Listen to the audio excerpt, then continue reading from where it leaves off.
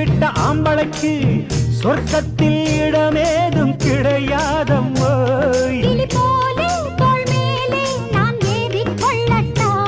என்ன பெண்மை என்ன மென்மை உன் கற்பினை கண்டதும் கண்ணகி கெட்டா.